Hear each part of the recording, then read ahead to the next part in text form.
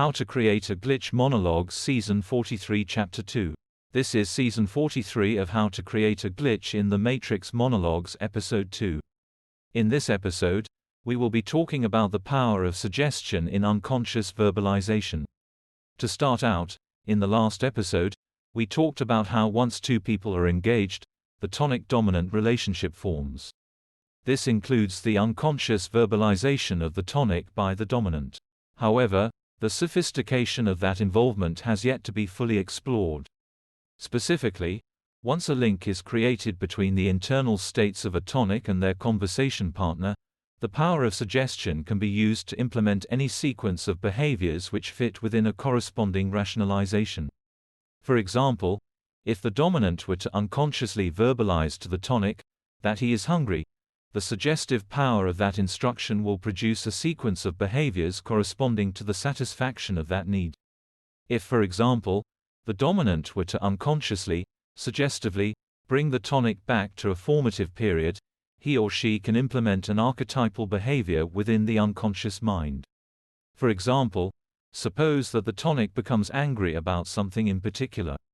Suppose, for example, that while in conversation with the dominant becomes concerned that the tonic will lash out physically.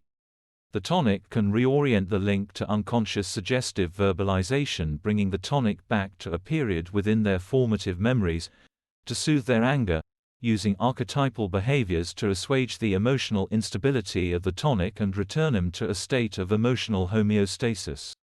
In other words, unconsciously memories can be invoked, archetypal roles provided, a narrative stream created with stereotypical behaviors to produce a desired response. In fact, this method is really no different than a woman using soothing language out loud to assuage the anger of her abusive partner.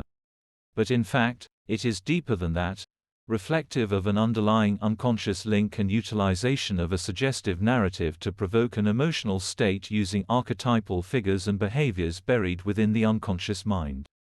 The ability of a dominant to invoke such a deep reaction within the mind of a tonic requires infiltrating their unconscious, not through direct suggestive instruction but gentle deflection of internal processes which would undermine their influence. In the parlance of computer hacking, a dominant's unconscious verbalization can be used to create a worm by infiltrating the mind of the tonic or host using deflection until deep within the unconscious mind. Once there, archetypal behaviors can be used to calibrate the individual to a desired emotional state. This level of infiltration provokes a level of calibration which goes beyond the mere rationalization of the individual. But it relies upon the same suggestive process. Rationalization precedes behavior, producing the corresponding behavior in the host mind. But insinuation of a dominant into the unconscious of a tonic infiltrates their emotional and physical bodily processes.